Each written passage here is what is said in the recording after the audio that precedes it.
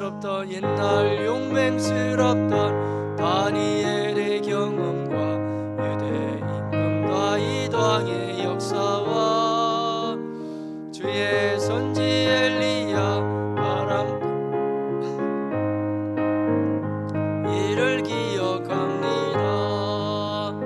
귀하고 귀하다 우리 어머니가 들려주시던 재미있게 듣던 말 이 책 중에 있으니 이 성경 심히 사랑합니다.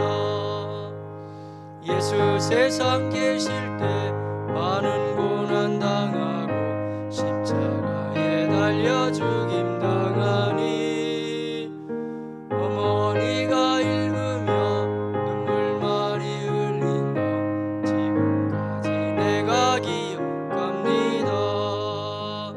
귀하고 귀하다 우리 어머니가 들려주시던 재미있게 듣던 말 이 책 중에 있으니 이 성경 심히 사랑합니다. 예수 세상 계실 때 예수 세상 계실 때 많은 고난 당하고 십자가에 달려 죽당하니 어머니가 읽으며 눈물 많이 흘린 거 지금까지 기억합니다. 귀하고 귀하다 우리 어머니가 들려주시던 재미있게 듣던 말 이 책 중에 있으니 이 성경 심히 사랑합니다. 그때 일은 지나고 나의 눈에 완하고 어머니의 말씀 기억하면서 나도 시시때때로 성경 말씀 읽으며 주의 뜻을 따라 살려 합니다. 귀하고 귀하다 우리 어머니가 들려주시던 재미있게 듣던 이 책 중에 있으니 이 성경 심히 사랑합니다. 아멘. 기도하겠습니다. 좋으신 하나님 우리 아버지, 찬양과 영광을 하나님께 다 온전히 돌려드립니다. 주님, 우리에게 이처럼 좋은 날 허락하여 주심으로 주의 말씀 앞에서 저희가 다시 말씀도 배우고 또 진지하게 생각도 해보고 주의 말씀으로 우리의 믿음이 견고히 다져질 수 있는 좋은 기회를 허락하여 주시니 감사드립니다. 비록 지금 우리 코로나19 감염병 문제로 인하여서 모두가 마음 불편하고 또 어려워하고 우리의 생활도 아직은 정상적인 생활로 이르지 못하여서 참 여러 가지 어려운 부분이 참 많이 있습니다. 하나님, 그럼에도 불구하고 우리는 여전히 하나님의 사람들이어서 주의 말씀을 붙잡고 기도하는 가운데 살고 있는데 하나님이여 교회를 통하여 더 분명한 주의 말씀을 배울 수 있는 선한 기회 주시니 감사드립니다. 그러나 가르치는 자는 참으로 무지하오며 또 가르치는 영역이 없습니다. 그러나 이 시간에도 우리 하나님께서 필요적절한 주의 은혜를 베풀어 주셔서 가르치는 자, 듣는 사람 모두가 다 성령 안에 하나가 돼서 주의 말씀으로 인하여 새로워질 수 있는 복된 시간이 되어지게 하시옵소서. 오직 성령께서 깨닫게 하시고 교통시켜 주시고 은혜를 더욱 허락하여 주옵소서. 모든 것을 다 주님께만 맡깁니다. 예수님의 이름으로 기도하였습니다. 아멘.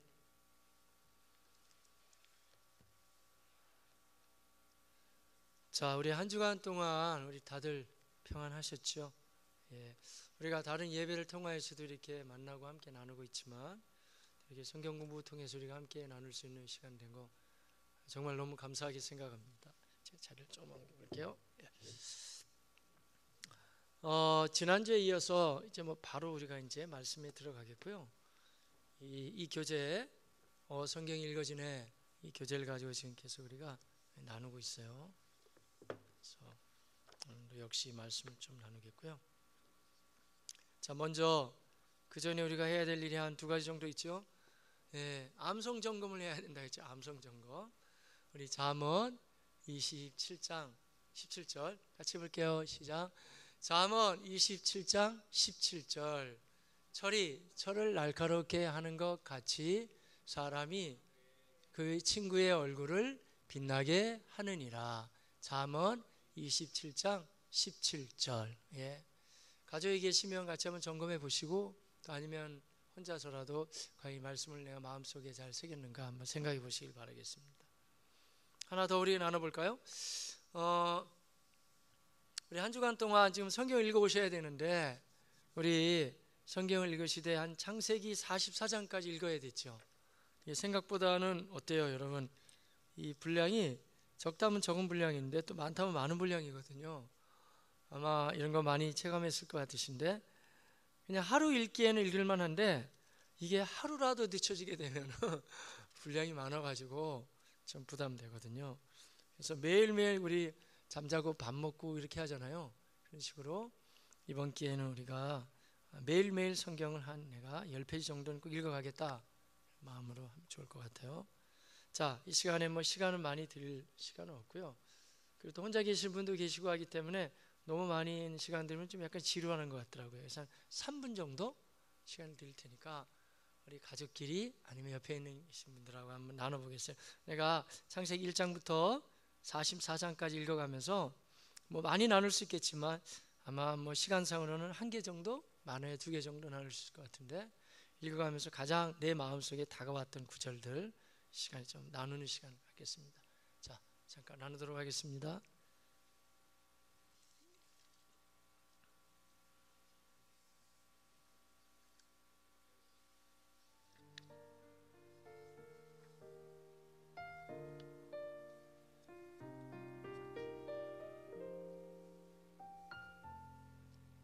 이 생명 다하는 날 안개같이 사라질 때 나는 한없는 영광 주께 돌리리. 아름다운 만물을 날 위해 지으시고 새로운 날들로 내 삶 가득 채우시.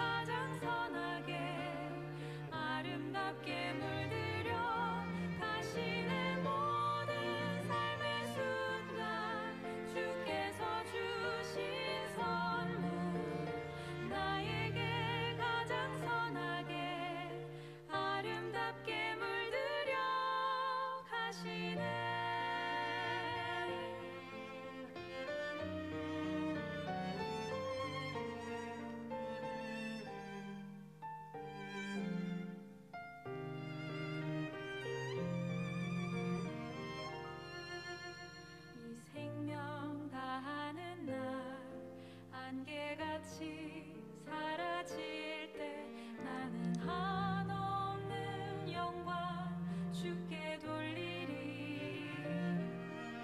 아름다운 만물을 날 위해 지으시고 새로운 날들로 내 삶 가득 채우심을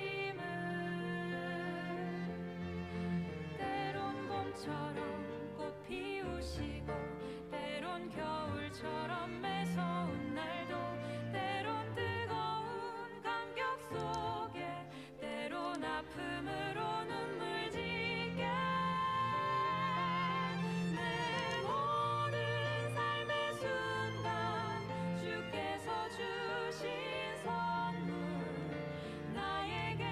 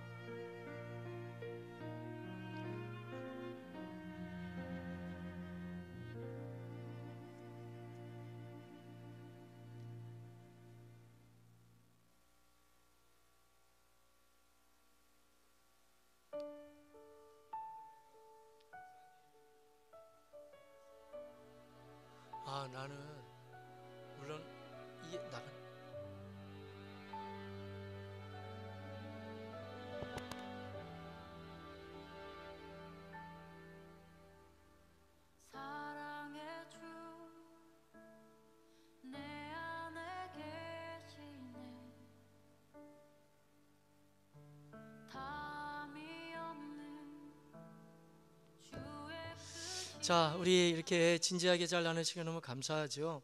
또 아니면 혼자 계셔도 내가 여기까지 44장까지 읽으면서 어떤 내용이 나에게 제일 다가왔는가 생각해 보시면 돼요.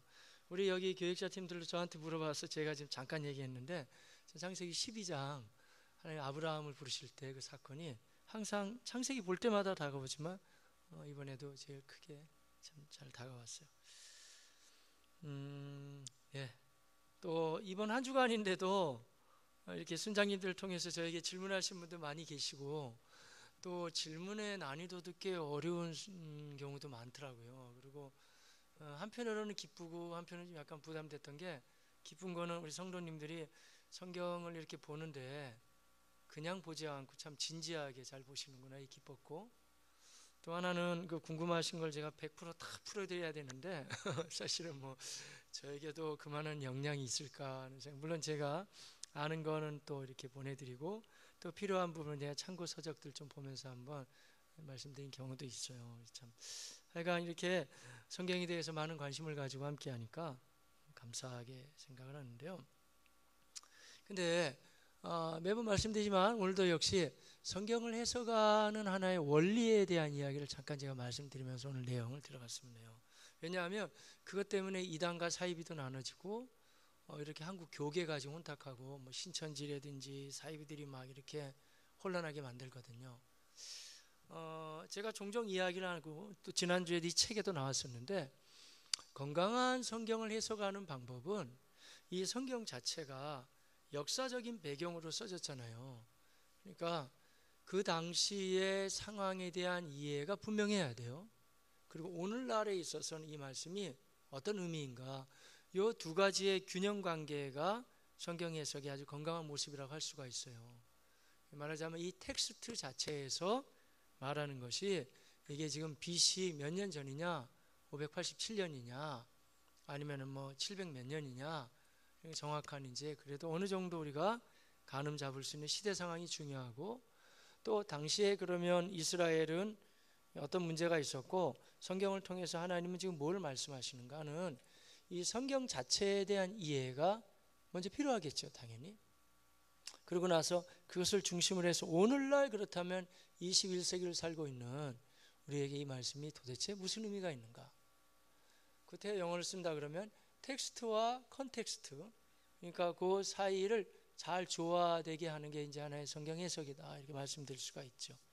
따라서 역사적인 배경이라든지 이 당시의 성경의 의미를 다 무시해버리고 오늘날 이거 지금 뭐 주오실날 가까웠는데 이게 바로 이런 의미다 오늘날에 있어서는 그렇게 푸는 거는 옳지 않고 좀 무리가 있어요. 왜냐하면 이 성경에 대한 이해를 먼저 하고 그렇다면 오늘날 우리는 뭘 어떻게 준비하고 적용하느냐 당연히 그렇게 풀어야 되겠죠. 그래서 역사적으로 해야 되고요. 또 다른 한 가지는 문학적인 접근이 필요해요. 문학적이라는 게 뭐냐면 어떤 책은 역사에 대한 책이고 어떤 건 시구, 편집을 읽거든요. 그러면 그 장르별로 거기에 맞춰가지고 이해를 해야 되죠. 이 말은 약간 다른 식으로 말한다 그러면 이 성경을 문자 맞추기 식으로 그냥 단어 맞추기로 하면은 그 방법을 주로 누가 많이 쓰냐면 이단들이 많이 쓰거든요. 딱딱 이거 보세요. 여기 잘 맞죠. 여기 이대로 나오죠. 그대로 응답됩니다. 뭐 이런 식으로 말이죠. 그건 옳지 않고요. 그래서 성경 해석은 일단은 기본적인 게 성령의 감동으로 써졌기 때문에 성령님의 도움을 받는 건 맞고 성령의 조명하심이 있어야 되지만 우리가 할 도리를 다해야 되는데 그게 하나가 저는 역사적인 배경 속에서 성경 읽어야 되고 다른 한 가지는 문학적인 장르 해석과 아울러서 앞뒤 전후 문맥 문자가 아니고 문맥에 따라서 봐야 된다는 거죠. 그래서 어느 때나 이단들이 나와서 하는 얘기는 우리는 성경 외에 넘어가진 않습니다. 성경 속에서 성경을 풉니다. 다 맞는 얘기 같지만은 아주 중요한 기본을 놓치죠. 문자로 푼다니까요. 문맥으로 풀죠. 그래서 제가 우리 교회에서도 설교 시간이나 아니면 훈련 중에 종종 이야기하는 것처럼 성령의 도움이 필요하지만 국어 공부를 좀 해야 돼요. 국어. 그리고 국어 시험 볼 때도 앞뒤 문맥을 따지고 그러듯이 성경도 글로 써져 있는 거기 때문에 그 흐름이 맞죠. 이런 얘기가 제일 여러분 어렵고 조심스러운 거예요. 그렇지 않습니다. 성경은 영적으로 써졌기 때문에 세상적인 그런 방법으로 접근하는 게 아닙니다. 그러면서 그런 사람들 꼭 들고 나는 게 뭐냐 하면은 여기 신천지 이만희도 그래요. 자기가 누구한테도 배우지 않았다. 누구한테 배운 게 아니에요. 이건 직접 계시를 받은 겁니다. 그 얘기는 뭐냐면 내 마음대로 풀겠다 그런 얘기도 되는 거예요. 아무한테도 안 배웠기 때문에. 그런 말이 어딨나요? 예수님을 통해서 사도들이 배웠고 사도들을 통해서 또 사도 바울도 뭐 예수님 통해 다 배우게 되고 그러고 나서 그 다음에 그러니까 역사가 중요하다했잖아요. 교회사를 연구하다 보면 그 교부는 교부인데 속사도 교부라고 있거든요. 그 사람들이 뭐냐면 사도들을 통해 영향을 직접 받은 사람들이란 말이죠. 그런 사람들이 이제 영향을 직접 받은 사람들이 또 가르쳐주고 해서 사도 시대 아니 교부 시대에 이렇게 계속 내려오면서 지금까지 이제 정리된 게 누군가한테 배워야 되죠. 물론 하나님이 성령으로 조명해 주시지만 그걸 차곡차곡 배우면서 오는 큰 흐름이 그게 하나님의 원칙이에요. 전도의 미련한 방법으로 사람을 구원하게 하신다. 우리가 나가서 무조건 전도만 하는 게 아니고 전도라는 게 가르치는 거거든요. 그래서 정상적인 성령의 사람이 연구한 것이 또 배우고 해서 여기까지 온 거고 저도 마찬가지죠. 저를 가르쳐주신 목사님들이나 선생님들이 다 있는 걸 인정해야지 뭐 저가 뭐 아무한테도 안 배우고 이건 여러분 이런 해석 보셨어요? 이건 독특하게 저만 풀죠. 그게 잘못됐다니까요. 그럴 리가 없죠. 예수님부터 이렇게 풀어오셨고 쭉 이제 성경을 통해서 이제 계속 여기까지 연결되는데 근데 그 흐름 중에 가장 중요한 것이 뭐냐 하면은 문자로 풀지 않고 문맥으로 푼다 이거예요. 문맥이 뭐냐면 흐름으로 푼다는 거죠. 흐름. 지난주에도 우리가 그런 말씀을 우리가 같이 나눴는데 그래서 우리가 이 교재를 다루면서 계속 지금 얘기하는 게 뭐냐면은 이걸 좀 제가 사용하면 좋은데 이거를 예, 됐습니다. 예. 성경 신학이라는 얘기를 했잖아요. 물론 다 성경에서 나오는 거지만 성경 신학이라고 우리가 특별히 얘기할 때는 영어 한번 제가 써볼게요. 이게 비브리칼 티올로지라는 거예요. 마찬가지예요. 영어도 성경 신학인데 그럼 도대체 왜 이 말을 구태여 써야 되냐? 이게 이제 짧게는 저는 문맥이라고 그랬잖아요. 문맥. 성경에 한 문맥이 있거든요. 흐름이 있단 말이에요. 흐름이라고 볼 수가 있죠. 근데 그 이제 성경 책마다 뭐 시편이면 시편, 마태복음은 마태복음 거기에 따른 또 책의 흐름도 있고 그 안에 문맥의 흐름도 있잖아요. 근데 이 흐름은 뭐냐 하면은요. 성경 전체의 흐름이 있다는 거예요. 전체의 흐름이. 그 전체의 흐름을 우리가 뭐라고 봤냐 하면 이 지우개로 해서 이게 제 게 아니고요. 우리 음성현 강도사님 거 지금 빌려서 써서 익숙하지 않고 제게 이게 연결이 잘 안 되네요. 지금까지 왔는데 지우죠. 예, 다 지우. 예, 맞아요. 이렇게 해서 우리가 그 동안에 계속 이제 배운 것처럼 그 흐름 속에서 이제 계속해서 연결해 나가겠다 이렇게 말씀을 지금 나누고 있잖아요. 그러니까 그 흐름이 있는데 그 흐름이 뭐냐하면 여러 가지를 찾아볼 수 있지만 하지만 말하자면 큰 강줄.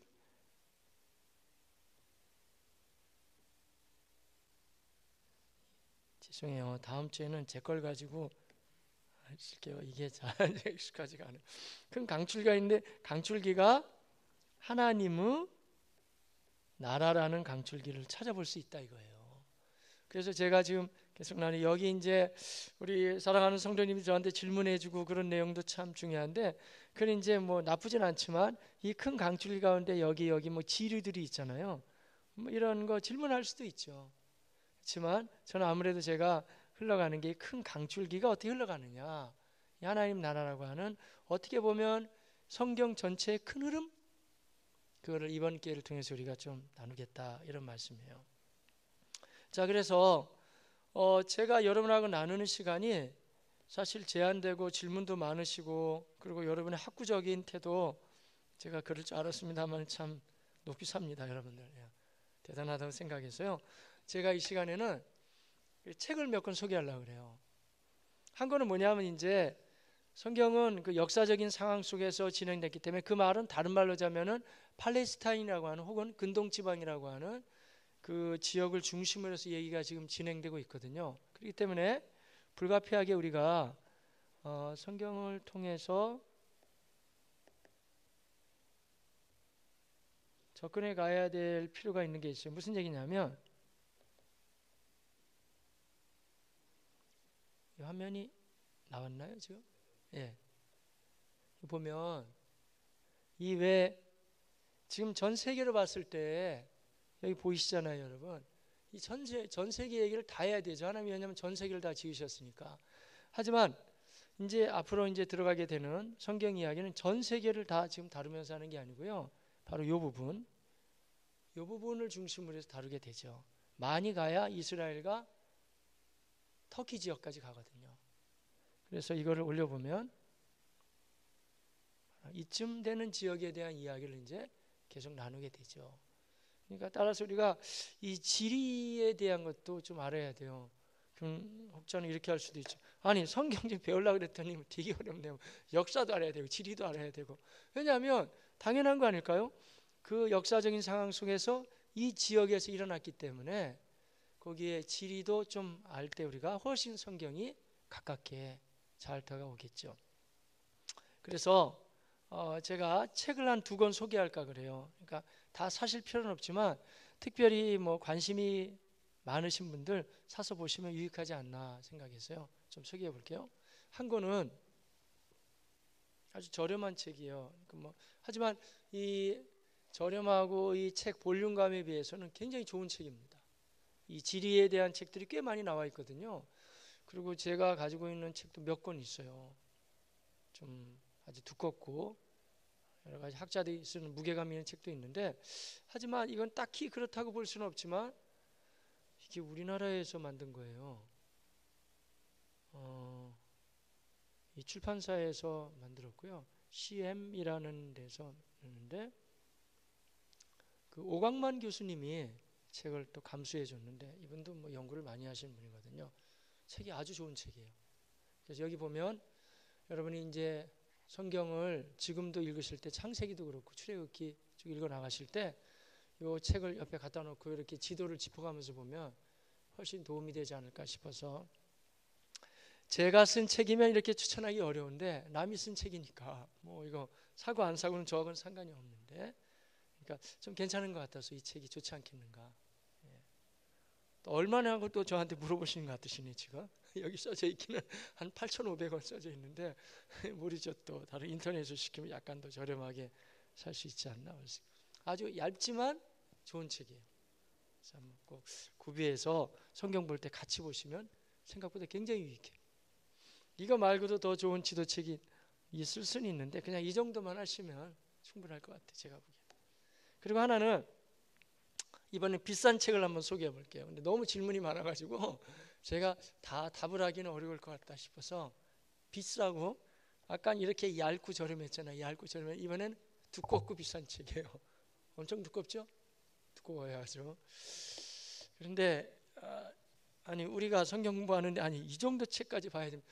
꼭 보라는 얘기는 아니지만 한 번쯤 장소를 마련하게 되면 혼자 보는 것도 아니고 온 가족이 같이 볼 수도 있고요. 성경 궁금할 때마다 한 번씩 보면 아주 유익해요. 그래서 영어 버전 가운데 ESV라는 버전이 있거든요. NIV 있듯이 ESV인데 이게 원문에 충실하게 번역한 버전이에요. 근데 여기서 나온 건데 ESV를 가지고 스터디 바이블 한 거예요. 그래서 이 안에 보면은 생각보다는 여러분 정말 방대한 내용이 이 안에 있어요. 한 가지 약점이 뭔지 아세요? 가격이 비싸다? 맞아요. 가격이 비싼 거 약점이에요. 어느 정도냐면 무려 너무 놀라실 것 같은데 11만 원. 11만 원이어서 뭐 사요 목사님? 그러면 뭐 안 사셔도 되는데 이것도 뭐 어떻게 무슨 뭐 이렇게 인터넷상으로 구입하는 좀 약간 저렴하게 구입할 수 있지 않나 보고요. 그리고 제가 추천해드리고 싶은 거는 이것저것 자꾸 이상한 책 보느니 또 그렇다고 뭐 인터넷 자꾸 뭐 이렇게 포털 사이트 보면서 뭐 여러분 확인하는 것 같은데 그 정보가 맞을 수도 있고 때로는 안 맞을 수도 있고 이상한 거 막 올려놓을 수가 있거든요. 그래서 ESV 스터디 바이블 정도면은 이 정도면 충분한 것 같아요. 이쯤 되면 적어도 제가 보기에는 우리 목회자들도 저도 보는 책이니까 충분하고, 아주 막 한 분야에 막 너무 깊이 파는 구약학자 신약학자 외에는 이 정도면은 뭐 얼마든지 충분할 수 있고, 우리 순장님들 아니면 우리 교회학교 선생님들 이쯤 가지고 있으면 충분히 궁금한 거 찾아보면서 우리가 좀 해소할 수 있지 않을까 생각돼요. 그래서 추천합니다. 그래서 뭐 다른 거 이상한 책 많이 보느니 이 정도 되면 충분할 것 같아요. 약점이 가격이 비싸다. 그리고 한 가지 약점이 또 있어요. 뭐냐면은 거기서도 안 보이실 건 아마 글씨가 너무 작다는 거예요. 글씨가. 노안이 온 경우에는 보기가 너무 어려워요. 그래서 방법은 돋보기 갖다 놓고 보면 되죠. 보면 되는데, 하지만 제가 추천하는 이 내용 자체가 왜 이렇게 깨알같이 많이 있냐면, 이게 만약에 정상적인 글씨로 이렇게 책을 만들었다면 몇 권이 있어야 될걸요. 함축하기 위해서 담아놓은 거여서 좋다고 보고요. 한 가지 아쉬운 거는 찾지도 마세요. 보니까 없더라고요. 어플 아직 안 나왔어요. 아직 안 나온 것 같고. 그러니까 대신에 약간 저렴하게 볼 것 같으면 제가 아는 범위는 이게 번역서기 때문에 영어 실력이 되시는 분들은 영문 서적을 사서 보면 약간 가격이 좀 더 저렴하지 않나 이게 볼 수가 있죠. 예, 그 정도 보면 됩니다. 자, 그래서 정말 추천합니다. 그래서 ESV 스터디 바이블 정도. 만약에 뭔가 성경을 더 많이 배우고 싶다 그러면 이쯤 보면 되고요. 하지만 저하고 공부하는 데는 성경 많이 읽으시고 그냥 이 지도 한 권 정도만 있으면 우리가 따라오는 데는 크게 어렵지 않을 것 같고요. 뭐 필요한 그림에 대한 거는 이렇게 제가 중간중간에 한 번씩 보여드리고 이렇게 하겠습니다. 제가 조금 전에 오늘 본문도 중요하지만 우리가 이 얘기는 꼭 하고 넘어가야 될 것 같아요. 성경을 이해할 때 역사적으로 그리고 문학적으로 봐야 되고 문맥에 따라서 봐야 된다 그랬잖아요. 그렇지 않게 되면 완전히 이상한 데로 빠지게 됩니다. 신천지 얘기 한번 더 해볼게요. 여러분, 신천지가 14만 4천 얘기를 하는데 그 사람들이 처음에 들고 나오는 게 비유 설교거든요. 비유. 어디를 가지고 비유 설교 시작한지 아세요? 혹시? 마태복음 13장이에요. 마태복음 13장에 보면 24절에 예수께서 그들 앞에 또 비유를 들어 이르시되 천국은 좋은 씨를 제밭에 뿌린 사람과 같으니 사람들이 잘 때에 그 원수가 와서 곡식 가운데 가라지를 덧뿌리고 갔더니 싹이 나고 결실할 때 가라지도 보이거늘. 이러면서 이 말씀을 풀면서 결론적인 얘기는 자기네들은 이제 신천지로 오면 좋은 씨고 나머지는 이 밭이 교회라는 건데 거기에 이제 다 성경을 자기네처럼 안 가르치면 다 가라지기 때문에 이것들이 큰 문제다 이거죠. 그래서 이들 자꾸 가라지에서 이제 좋은 씨가 되게 해야 된다는 건데 맞지 않는 얘기고요. 그거는 오히려 이 흐름을 보면 이 가라지 원수가 와서 덧뿌리고 속이는 자 반대라고 봐야 되지 않을까요? 정상적인 하나님의 말씀을 배우는 좋은 씨들이 있는데 이상한 것들이 와가지고 성경을 이상하게 가르치고 가라지들이 여기 섞여 있다. 그렇게 봐야 되겠죠. 자, 그런데 이건 원수 해방이라고 봐야 되는데 근데 제가 드리고자 하는 그 말씀이 아니고 이걸 가지고 이 말씀이 그대로 구약이 응답됐다고 응하해졌다고 보는 성경 구절이 어디냐면요. 신천지가 그렇게 봐요. 예레미야 31장을 가지고 봐요. 여러분 다른 거 참고하지 마시고 제 말만 한번 들어보세요. 그럼 마음이 빼앗긴다니까 여러분. 예레미야 31장 27절에 선지자 예레미야가 그분들은 뭐 600년 전에 했던 아니 좀 더 정확한 게 좋아요. 대략 한 BC 587년경에 예레미야가 예언했죠. 그때 이스라엘이 망하지만 다시 하나님의 은혜 가운데 오늘 새벽에도 제가 설교했는데 하나님이 택한 백성을 버리지 않고 징계하시되 그들을 결국에는 회복시켜 주시는 좋으신 하나님이시거든요. 바로 그 문맥의 배경이에요. 그렇게 이해를 해야 되거든요. 그때 뭘 가지고 사람들이 들고 나오냐면 예레미야 31장 27절을 가지고 들고 나오면서 한번 들어보세요. 그냥 여호와의 말씀이니라 보라 내가 사람의 씨와 짐승의 씨를 이스라엘 집과 유다 집에 뿌릴 날이 이르리니 왔다 이거예요. 사람의 씨도 있고 짐승의 씨가 있는데 이 원수들이 뿌리는 짐승의 씨를 지금 뿌렸다. 이 예레미야 말씀이 그대로 오늘날 응하였고 그 얘기가 교회 가운데 이제 알곡이 있고 가라지가 있고 똑같지 않냐. 성경은 기가 막히게 응답된다는 얘기예요. 맞아요? 안 맞아요. 그럼 뭐예요 여기? 사람의 씨는 뭐고 짐승의 씨는 뭐예요? 전혀 앞뒤 문맥도 모르고 배경도 모르는 사람이 듣게 되면 이야 예수님 오시기 전에 한 대략 587년 600년 가까이 되는데 딱딱 맞네 딱딱 맞아 생각할 수 있겠죠. 맞기는 뭐가 맞아요? 사람의 씨와 짐승의 씨를 이스라엘 집과 유다 집에 뿌릴 날. 그래서 사람의 씨, 짐승의 씨가 그런 말이에요. 알곡과 가라지? 뭐가 맞아요, 여러분? 그게 아니고 문맥을 따라서 쭉 보게 되면 이 얘기는 뭐냐면요, 이스라엘이 회복되는데 다 망하고 전쟁 통해 사람도 죽고 짐승도 죽고 다 죽었잖아요. 근데 이제 비로소 하나님이 사람도 더 이제 생기게 해주시고 짐승도 더 많이 일어나게 해주신다. 그 문맥이잖아요. 그래서 회복되게 된다, 그런 얘기예요. 그걸 갖다가 앞뒤 다 끊어버리고 싹 뽑아가지고 자 보세요, 그대로 응답되죠. 그렇게 푼다니까요. 그게 안 맞다 이거예요. 그래서 뭐 이런 얘기는 중간중간에 제가 필요에 따라서 제가 말씀드릴 거고, 그래서 이 성경을 아주 희한하게 푸는 사람들의 역사도 한 2000년 돼요. 이렇게 보면 됩니다. 예수 그리스도의 진리의 복음이 원체 귀하고 믿기만 하면 하나님의 사람으로 변화가 되기 때문에 그야말로 원수들이 여러 가지로 말씀을 제대로 믿지 못하게 해방하는데, 그 중에 대표적인 방법이 뭐냐 하면은 성경을 꽤 맞추기 형식으로 문자로 맞춘다는 거예요. 그렇지 않아요? 성경도 하나의 문학적인 장르가 있고 흐름이 있고 문맥이 있다는 거예요. 더 이상 말씀 안 드려도 큰 흐름으로 문맥으로 그 당시 앞뒤 배경으로 보면 이런 거 하나 넘어가지도 않아요. 사람의 씨, 짐승의 씨, 무슨 뭐 알고가 가라져요. 그게 아니라 다 폐허가 됐던 땅에 사람도 일어나고 짐승도 살게 된다, 그런 얘기 아니에요. 그렇게 봐야 되겠죠. 그렇게 보시면 이제 진행될 거고요. 앞으로 성경을 배우게 되면 이제 그런 눈들이 더 많이 열려지게 되겠죠. 자, 그러면서 전체 흐름을 가지고 우리가 보겠다는 거예요. 자, 오늘도 이제 챕터 1인데 지난주에 제가 약속하기를, 그래서 원래는 우리가 이야기를 가지고 한 86페이지까지 여러분 지난주에 제가 끝냅니다 했다가 못 끝냈잖아요. 그래서 지금도 아마 여러분 걱정될걸요. 목사님 서론 이렇게 길어가지고 이 중간을 어떻게 끝내시려고 그러나요? 근데 오늘 이렇게 약속할까요? 우리 요거 못 끝내도 제가 흐름 잡기라고 했잖아요. 이거 다 읽자면 여러분 시간 보죠. 이거 다 읽으면 1시간 반 걸릴걸요. 우리가 같이 또박또박 읽으면은. 그럼 그래 끝내야 되거든요. 제가 도와드릴 수 있는 건 그게 아니고요. 흐름이에요, 흐름. 흐름을 잡아드리면 여러분이 읽게 되면 아, 이거 목사님이 맞아 그렇게 얘기했지 알 수가 있고요. 따라서 오늘은 이제 성경을 꿰뚫어보는 안경인데 두 가지 관점이 있어요. 1, 2가 나오거든요. 관점 1, 관점 2가 있는데 미리 말씀드리면 저는 관점 1을 비중을 가지고 오늘 말씀을 드릴 거예요. 그러면 시간이 우리에게도 주어지지 않으면 관점 2는 제가 관점 1을 충분히 말씀드린 후에 여러분이 읽으면은 그 내용을 이해할 수가 있게 되죠.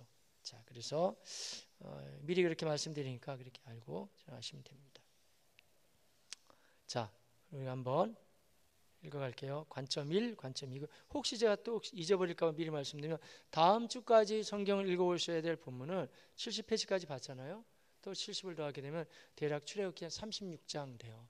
거기까지 꼭 읽어오시면 되고, 또 숙제 못 들었다 그런 얘기 하지 마시고 출애굽기 36장까지 보시면 됩니다. 자, 우리 한번 보겠습니다. 페이지 수로는 한 31페이지 돼요. 1. 성경을 꿰뚫어보는 안경. 자, 1절 시작. 1. 성경을 꿰뚫어보는 안경. 자, 괄호 열고 관점 1, 관점 2 돼 있어요. 자, 관점 1은 뭐예요? 관점 1.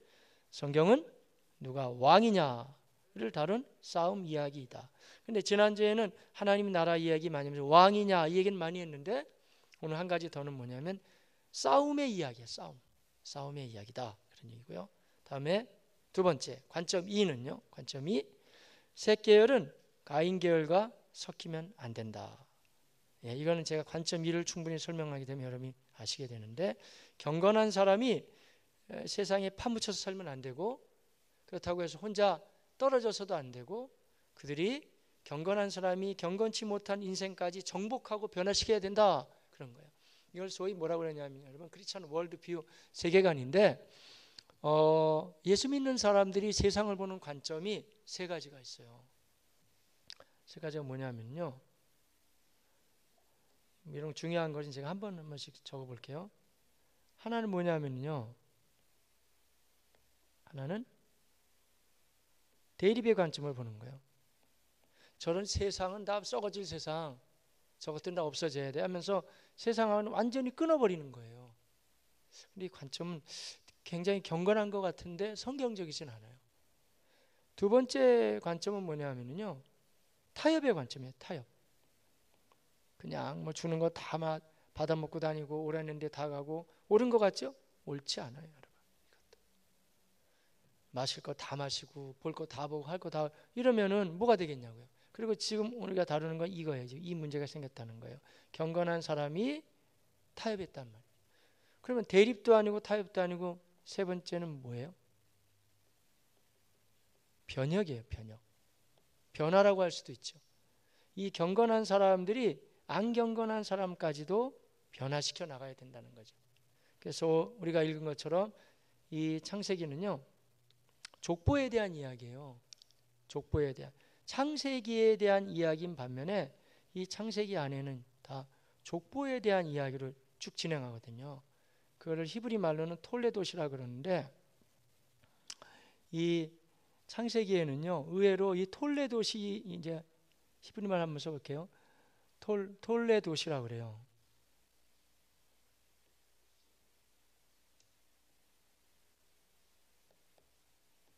톨레도시인데, 이 톨레도시라는 얘기가 이게 뭐냐? 우리말로 해봐야 돼. 우리말로는 계보예요, 계보. 지금 말로는 족보. 생각보다 족보가 많이 등장해요. 그러면서 너가 어떤 족보에 속하겠느냐인데, 그러니까 이 경건한 사람 족보가 나오거든요. 그 족보들이 경건하게 살면서 나중에 세상까지 변화시키라, 이런 말씀이거든요. 그 얘기예요, 지금. 근데 만약에 섞이게 되면 안 된다 하는 얘기가 나온다. 세 번째는 관점을 맞추면서 되는데, 이미 말씀드린 것처럼 시간은 제한되고 제가 도와드릴 수 있는 건 흐름이에요, 흐름. 그렇기 때문에 이 책을 다 다룰 수는 없어요. 그렇지만 여러분한테 제가 책을 선물로 드린 거는 처음부터 제가 말씀드렸잖아요. 제가 가르쳐 드리는 것도 중요하지만 활자됐을 때 오래 남고 본인이 차근차근 볼 수 있기 때문에 책을 선택한 거라고 그랬잖아요. 그러니까 제가 도와드리는 건 흐름이에요. 흐름을 이제 잡아드리면서 이제 나가면 되겠죠. 자, 1가부터 우리가 그러니까 세세히 다 읽고 나가는 건 아니고 필요한 부분마다 제가 중간중간에 이렇게 설명을 드리면서 진행할게요. 자, 1과 32페이지예요. 자, 읽어볼까요? 시작. 성경을 꿰뚫어 보는 안경. 예, 관점 1, 관점 2 나왔고요. 자, 읽어볼까요? 시작. 성경 읽고 싶으셨죠? 그런데 잘 안 되는 이유가 있습니다. 뭘까요? 시작. 창세기 앞부분 신화 냄새에 무슨 얘기냐면 깨똑똑한 사람들이 이거 무슨 왜 그리스 로마 신화 같냐, 무슨 만화 영화에서 나온 얘기 같다. 하나님 말씀으로 딱 세상을 만드시고 그 가운데 사람이 있고, 근데 분명히 성경 같은데 이게 너무 옛날 얘기 같지 않냐, 이런 게 걸린다는 건데, 결론은 뭐냐면요, 너무 이렇게 불편하게 생각 안 해야 된다는 거예요. 이건 성경은 신화가 아니에요. 다 하나같이 팩트예요. 사실에 대한 이야기로 진행한다 이거죠. 자, 그래서 마저 읽어볼게요. 시작. 거기가 일단 신화처럼 느껴지니까 21세기를 사는 한국 사람인 우리에게는 현실로 감각되지 않았던 것입니다. 사실 그렇잖아요. 우리 마음에 좀 불편함이 좀 있거든요. 믿음이 들어가기 전에는. 흙으로 사람을 만들었다. 여자는 남자의 갈비뼈로 만들었다. 이런 게 선악과 왜 또 만드셨을까? 이런 거. 사람이 969세까지 살았다고? 이런 거라든지, 노아의 홍수라든지 바벨탑 사건인데 힘든 것 같지만 그러나 하나하나 짚어가게 되면 성경 자체는 신화가 아니고 실제였다, 사실이다, 이런 얘기죠. 그래서 나머지 여러분 보시면 되고요. 아무래도 그 도움을 주기 위해서 이 글의 저자는 뭐라고 얘기하냐면요, 중간중간에 이해를 훨씬 좋게 생장점이라는 걸 주겠다. 다음 페이지 보면은요. 그래서 이 생장점이라면 그림도 나와 있는데, 이건 뭐냐면은 하나의 새싹이 이제 터트리고 나가는 점을 두듯이 이렇게 흐름에 있어서 성경 신학에 있어서 필요한 점들을 저자가 중간중간에 한번 얘기할 테니까 도움을 받아보세요. 그런 거죠.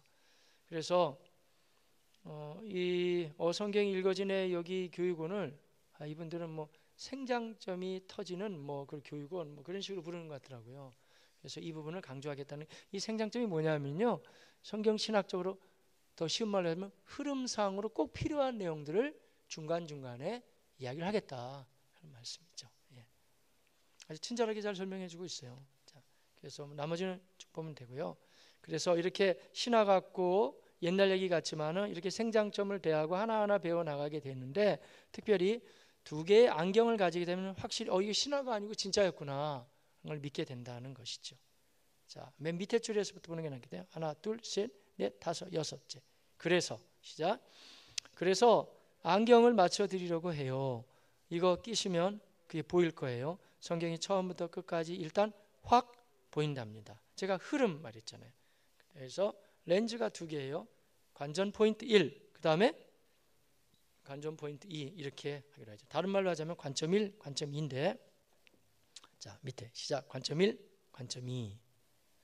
인류 역사 누가 왕이어야 하는가라는 것이 관점 1이에요. 이 얘기를 지난주에는 우리 뭐라고 했냐면 하나님 나라라고 했잖아요. 하나님 나라. 다시 강조하지만 나라에는 우리 초등학교 때부터 계속 배우는데 세 가지 요소가 필요하죠. 뭐가 필요하죠? 하나는 주권, 그 다음에 하나는 영토, 그 다음에 백성. 세 가지가 있는데 하나님 나라도 그 얘기를 해주신다. 그런 얘기예요. 자, 누가 왕이냐? 누가 왕이죠?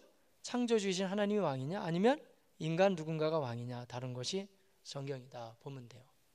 그런데 우리는 나 믿음 생활을 하니까 이 결론부터 말씀드리면 하나님 나라의 왕은 당연히 누구라는 거예요? 하나님이시라는 거예요. 바로 그 이야기인데 이제 얘기가 이분이 계속 이제 진행합니다만은 이 왕은 뭐냐면 왕의 개념은 다스리잖아요. 다스림인데 그 다스림 하에서 인간들이 그 다스림을 받기를 원하지 않고 만약에 왕의 말을 안 들으면 그걸 뭐라 그래요? 반역이 일어났다는 거예요. 그게 바로 선악을 알게 하는 실과를 따먹지 말라고 했는데 따먹었다. 그런 얘기죠. 그렇게 돼요. 그러면서 그 흐름으로 쭉 이야기가 진행하게 된다. 그런 얘기를 하는 것이죠. 자, 그래서 보면 그 흐름을 그럼 어떻게 진행하냐면 이 저자가 얘기하는 걸 제가 미리 당겨와서 여러분 이걸 보면서 지금 하나하나 배워 나가야 되니까 제가 좀 미리 말씀드리는 것도 나쁘진 않을 것 같아요. 왜냐하면 지금 이 방송을 듣고 계시는 대부분 여러분들은 성경을 그래도 어느 정도는 알고 계시는 분도 많이 계시고 물론 처음 배우는 분도 괜찮아요. 근데 이렇게 되는 거 아세요, 여러분? 아예 처음 배운다 생각하세요, 아시는 분들도. 그 성경은 전체가 몇 권이죠? 한 권인데? 한 권인데 지금 말했어요. 우리 교육자 팀도 얘기한 것처럼 66권이에요. 왜냐하면 66권이 모아져서 한 권이 된 거거든요. 근데 이게 구약은 몇 권인지 아세요? 구약은 39권이에요. 신약은요? 27권이어서 도합 66권이 되는데요. 이거 우리 주일학교 다닐 때 많이 배운 것처럼 외우는 방법 어렵지 않아요. 구구단처럼 39, 27 이렇게 배웠거든요. 제가 배운 지 저도 오래되는데 지금까지 항상 기억하잖아요. 그래서 66권이란 말이에요.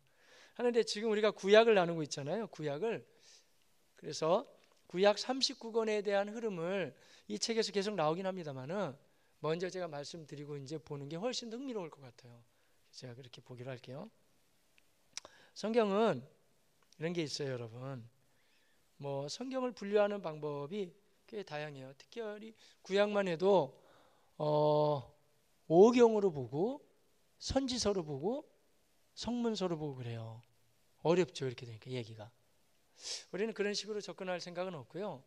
구약이나 신약이나 이 구조를 보면 딱 보이는 게 제가 오래전인데 저도 여러분처럼 제가 일반 대학생일 때 하나님 은혜를 많이 경험하고 체험한 다음에 성경이 너무 흥미롭더라고요. 그래서 성경을 읽었어요. 그때는 이제 국한문 혼용 성경이었는데 지금 생각하면 그게 도움이 많이 됐어요. 한자로 읽었기 때문에 이해가 금방금방 되는 거예요. 무슨 말인지. 세로로 돼 있었어요.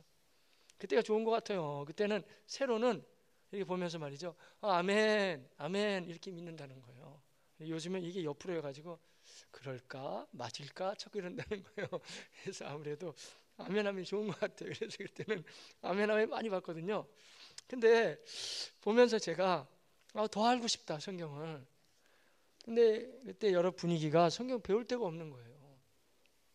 그래서 제가 서점에 나가가지고 책을 찾아보니까 지금도 그 책이 나와요.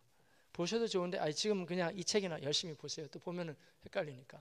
테리 홀이라는 사람이 무디 성경학교에서 가르치는 사람이었는데 지금도 나온다니까 성경의 파노라마라고. 근데 쭉 성경을 되게 재밌게 만화 모양으로 그려가면서 가르치는 게 있어요. 제가 도움을 많이 받았어요. 근데 지금 제가 왜 추천하지 않냐면 그 책이 좋긴 한데 그건 단편적으로 성경의 각 권이 무슨 내용이냐 이 정도를 알려준다면 제가 보기엔 이 성경이 읽어지는 게 더 좋아요. 왜냐하면 흐름으로 가기 때문에 성경 신학이 중요하거든요. 그래서 구태여 이제는 그거 안 보셔도 되고 제가 보기엔 이 책이 더 나으니까 보시면 되는데, 제가 거기서 이제 약간 하지만 도움을 받은 게 있어요. 뭐냐면 성경은 세 가지로 되어 있는 거예요. 구약이나 신약이나. 제가 한번 그려볼게요. 또 이렇게 되어 있다고 보면 돼요. 하나는 뭐냐면 제가 계속 얘기하고 있는 것처럼 구약도 신약도 그래요. 역사. 꼭 역사 이야기가 있어요. 역사에 대한 이야기가 있다니까요. 보는 견해에 따라 차이가 있지만 이 이해실 사모님이 쓴 책에 의하면 역사가 대략 한 13권으로 봐요. 이분은 역사를. 근데 견해에 따라 다르다니까요. 그리고 학자들은 또 이렇게 안 보는 견해도 있지만 우리는 이 책을 통해서 공부하니까 일단은 보고, 그 다음에 뭐가 있을까요? 체험이 있어요. 체험. 역사 속에서 하나님을 체험하게 된다 이거예요. 그 다음에 또 뭐가 있죠? 예언이 있어요. 예언은 특별히 구약시대는 앞으로 올 예수님이 누구신지에 대한, 그리고 아까 제가 예레미야서도 인용했지만 백성들이 지금 끌려가잖아요. 끌려가서 어떻게 될 것인지에 대한, 그 당시로서는 이스라엘 백성들이 어떻게 될 것인가에 대한 예언이라고 하고, 멀리 바라본다면 예수님이 오셔서 이 말씀이 어떻게 성취될 것, 그렇다고 해서 사람의 시 짐승의 시 뭐 그런 식으로 성취를 푸는 건 아니에요, 여러분. 그건 오히려 전체 흐름으로 봐서는 그 다음 단락에 새 언약을 맺는다라고 하거든요. 주님이 그렇게 인도하시겠다. 예언은 몇 권 있냐면 대략적으로 한 17권 있어요. 그러면 구약이 아까 몇 권이라고 했죠? 3, 9, 27 전화권이죠. 두 개 합치면 몇 권이에요? 30권이 되잖아요. 그럼 체험은 뭐냐면 9권인데 그 역사는 뭐냐면 창세기, 출애굽기, 레위기, 민수기 이렇게 쭉 나가는 거예요. 역사고, 예언은 뭐냐면 이사야, 예레미야, 에가, 에스겔, 다니엘 쭉 나가잖아요. 예언이죠. 체험은 뭐예요? 체험이 좀 어렵나요? 체험은 이제 경험에서 노래하는 거, 시편, 하나님을 통해서 얻은 지혜, 잠언, 인생 이런 거구나, 전도서 이런 거 있잖아요. 이런 걸로 한 9권 보면 된다 이런 얘기죠. 그럼 제가 한번 문제를 내볼게요. 그러면 이런 게 신약에도 있느냐? 신약도 마찬가지예요. 신약도 역사는 뭐냐면 마태, 마가, 누가, 또 요한, 사도행전까지 역사를 봐요. 체험 뭐냐면 사도 바울 서신부터 시작해가지고 많은 서신들. 예언은 몇 권 있어요? 예언은 한 권밖에 없어요. 요한계시록. 이게 되죠. 그러면 제가 지금 여러분한테 드리는 퀴즈는 뭐냐면 이게 역사, 체험, 예언 딱 맞아야 되지만 비중으로 봐서 구약을 한번 그려본다면 어떻게 되겠냐 이게. 구약을 그려본다면 이미 제가 얘기한 것처럼 역사가 한 13권 본다고 그랬잖아요. 13권. 그리고 예언이 17권 되면서요. 이렇게 돼요. 비중은. 그러니까 구약은 아무래도 창세기 때부터 시작해가지고 이스라엘이 망하고 말라기까지니까 그 시간이 엄청 길 거 아니에요. 그러니까 당연히 역사에 대한 이야기가 많겠죠. 많아요. 그 다음에 아직 예수님 오시기 전이잖아요. 그러니까 17권 된다고 그랬잖아요. 더 많네 그러면. 그러니까 뭐가 많을까요? 예언이 엄청 많겠죠. 예수님 오신다 계속 얘기를 해야 되니까. 그럼 아무래도 이 부분이 약간 더 비중으로 보면은 체험이 약간 더 적겠죠. 이제 분량으로 보는 거예요. 분량으로 본다면 그렇게 돼요. 그래서 지금 제가 나누고자 하는 그 얘기고요. 신약은 어떻게 돼요? 신약은 뭐가 바짝 줄까요? 맞아요. 예언이요. 그래서 신약은 얘가 거의 없어져요. 그래가지고 만약에 이걸로 그린다 그러면은 이쯤 되는 거예요. 예언. 그리고 역사도 뭐 마태, 마가, 누가, 요한, 사도행전 있다고 하지만 뭐가 많을까요? 다 사도 바울과 하나님의 사람들, 예수님을 경험했던 체험들 얘기. 뭐 이렇게 되죠. 제가 어디서 힌트를 얻냐면 테리월 책을 보다 보니까 이런 힌트가 돼요. 오늘 테리월은 이렇게 설명을 안 했지만 역사 체험 예언했지만 성경을 대하다 보면 그 분량 면에서 비중은 이렇게 차이가, 이건 제가 드린 말씀 이렇게 차이가 날 수 있다는 거고요. 그러니까 우리가 앞으로 이제 성경을 계속 구약과 신약을 배워 나갈 때 꼭 기억해야 되는 부분은 뭐냐면은 이렇게 세 가지 묶음으로 진행한다 이거예요. 그러면 아예 이야기 나왔으니까 내친입에 맞아 좀 더 해볼게요. 뭐냐면 이 세 가지 중에서 오늘 이 책에서 다루는 거예요. 이 책에서는 큰 흐름이 있다는 거예요. 이거는 외우셔야 돼요. 웬만하면 빨리빨리 외워버리는 게 이 책에 계속 반복되고 있거든요. 뭐냐면 지난주에 말씀드린 창출 어떻게 돼요? 민수 사삼 왕. 좀 끊고 이 책이 그렇게 나오니까 따라하자고요. 우리들. 대나느. 처음 배우는 사람을 통해서 우리가 필요해서 말씀드릴게요. 창은 뭐예요? 창세기. 출은 출애굽기. 민은 민수기. 수는 뭐예요? 여호수아. 삿은 뭐죠? 사사기. 삼은 사무엘상하. 왕은 열왕기상하. 대는 역대상하. 라는 뭐예요? 에스라, 느헤미야. 그러니까 구약의 역사는 이걸로 끝나요. 근데 이게 어떻게 13가지가 되냐고요? 창출, 민, 하나, 둘, 셋, 넷, 다섯, 여섯, 일곱, 여덟, 아홉, 열이네요. 3가지가 더 들어가야 되는 거예요. 왜냐하면 이 3에서 이게 사무엘상하, 상하가 있잖아요. 또 열왕기 상하, 역대 상하. 이렇게 하면 13가 딱 된다는 거예요. 그러면 이제 나머지는 뭐냐? 우리가 아까 역사도 있고 체험도 예언이 있다고 그랬잖아요. 그러니까 그 나머지를 이제 꽤 맞추면 이제 탁탁 들어가게 되는 거겠죠. 그러면 창세기 때 뭐가 들어가야 되냐면 여러분이 생각하면 훨씬 오래된 책이 있어요.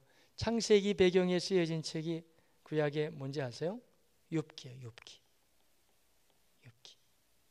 욥기 정도 보거든요. 지난주에 질문 가운데 이런 질문 나왔어요. 아브라함 당시에도 아브라함처럼 경건하게 살고 있는 사람이 다른 데도 있었을까요? 예, 있었어요. 왜냐하면 바벨탑 사건 이후에 흩어졌지만은 우수 땅인데 아쉽게도 우수가 어딘지는 정확히는 아직 밝혀지지 않지만 욥이라는 사람은 그 여러 정황을 봐 창세기 때의 그 아브라함 당시의 사람인데 경건하게 살아갔던 사람 욥기가 있어요. 그럼 출애굽기 때 지금 빠진 게 있죠. 모세오경, 창세기, 출애굽기, 레위기, 민수기, 신명기거든요. 출애굽기 때는 신의 산에 머물면서 율법을 받잖아요. 레위기. 요새 우리 왜 새벽 시간에 계속 나누면서 제가 신명기 보다가 민수기보다 신명기 보죠. 왜냐하면 그 신명기는 민수기를 회고하면서 계속 이제 그동안에 왔던 이야기가 당연히 여기 신명기가 들어가요. 다음에 여호수아는 이제 빠지면 되고 사사기. 이때 스토리가 하나 있는데 이때 맞아요. 룻기 이야기가 이 사사 때 엘리멜렉 집안이 내려가는 거거든요. 그러니까 딱 그 배경이 맞는 거예요. 뭐 이 저자가 이 책에 나오는데 제가 해드리는 거예요. 그렇게 맞춰서. 사무엘 상하는 여러 가지 이야기해 볼 수 있지만 다윗이 쫓겨다니면서 주로 뭘 써요? 시를 쓰잖아요. 시를. 그래서 시편을 한 이쯤에 넣으면 돼요. 시편을. 사무엘상. 그리고 배경이 요새 우리 신명기보다 민수기보다 하는 것처럼 사무엘 상하보다가 시편 보면 딱딱 맞는 게 되게 많아요. 이렇게 맞죠? 이렇게 배경으로 보면 되죠. 이런 걸 가르쳐서 약간 어려운 말로 연대기적으로 본다 그러잖아요. 연대기 성경이 나오다 해서 안 나와요. 하도 안 사보니까 그게 품절돼 버렸어요. 근데 연대기 성경도 대략 이렇게 맞춰가죠. 다음에 이 열왕기 상하 이 부분이 아주 굉장히 이 책이 여기 다 들어가요. 구약 성경이. 그러니까 이 다윗의 아들 솔로몬이 이제 왕으로 등극하죠. 그래서 쓴 게 뭐죠? 잠언도 쓰잖아요. 또 뭐 써요? 이 전에 아가서 먼저 젊어서 썼다고 봐야 되겠네요. 아가서 쓰죠. 잠언 쓰죠. 또 다음에 전도서 썼잖아요. 전도서 썼다고요. 그리고 나서 이 왕하 이때가 뭐냐면 그렇게 하면 안 된다. 돌이켜라. 계속 선지자들이 선포하거든요.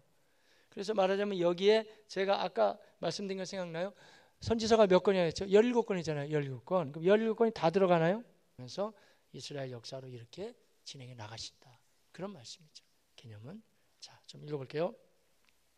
자, 말씀드렸는데 맨 위에 줄 시작. 왕이라는 말이 가지고 있는 의미 중에 하나는 뭐죠? 다스림이에요. 다스림. 왕은 중요한 게 다스림이라는 거죠. 하나님이 다 다스려야 된다는 거예요. 자, 이 단락을 띄어가서 그 다음에 좀 건너뛰어서 성경 맨 앞에 나오죠. 시작. 성경 맨 앞 창세기가 그 얘기예요. 어렵지 않아요? 아담을 창조하시고 제일 먼저 분명히 하고 싶은 것이 그것이었습니다. 자, 읽어보세요. 자, 밑줄 쳐보세요. 제가 밑줄 쳐는 밑줄 치는 게 나중에 볼 때 좀 도움이 될 것 같아요. 하나님은 통치자이시고 아담은 뭐예요? 통치를 받아야 하는 자라는 이게 존재론적인 규명이에요. 이거는 아무리 사이가 좋아도 그럴 수밖에 없어요. 우리가 왜 부모님들하고 자녀와의 사이도 아무리 사이가 좋아도 막 넘어가면 안 되잖아요. 경계가 있듯이 뭐 부모하고 자녀하고의 비교도 안 되는 얘기죠. 지으신 분과 지음을 받은 존재는 당연히 아무리 사이가 좋아도 통치를 받아야 된다 이거예요. 창조주와 피조물이라는 차이가 낳은 공식, 거기까지 밑줄 치면 돼요. 하지만 그렇다고 해서 하나님이 인생을 그냥 무슨 몸종처럼 그렇게 한 게 아니에요. 충분히 존귀한 존재라면 만드셨어요. 이따 나오고 뭐 저는 이거 가지고 설교를 참 많이 한 것 같은데 이 책에도 나오는데요. 창세기 1장 26절 28절 한번 읽어볼게요. 교과서도 중요하지만 우리가 성경을 좀 봐야 되니까. 창세기 1장 26절 28절이에요. 자, 읽어보겠습니다. 시작.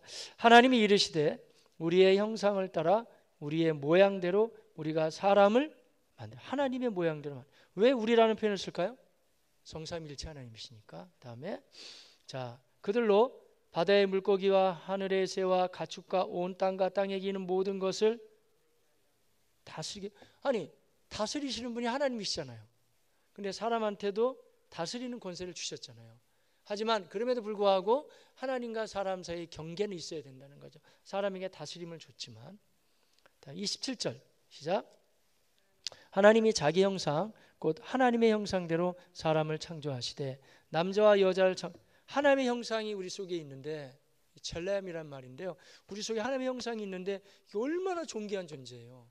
왜 하나님의 형상이 있을까요? 그리고 하나님의 형상이 있으면 어떤 특권이 있을까요? 하나님과 직접 교제할 수 있게 되죠. 특권이죠. 다음 28절은 시작. 하나님이 그들에게 복을 주시며 하나님이 그들에게 이르시되 생육하고 번성하여 땅에 충만하라 땅을 정복하라 바다의 물고기와 하늘의 새와 땅에 움직이는 모든 생물을 또 나오잖아요. 다스리라 하시니라. 다 통치의 개념, 나라의 개념이잖아요. 그럼에도 불구하고 하나님이 다 지으셨기 때문에 아담은 하나님을 경외하는 가운데 이제 다스려가면 된다.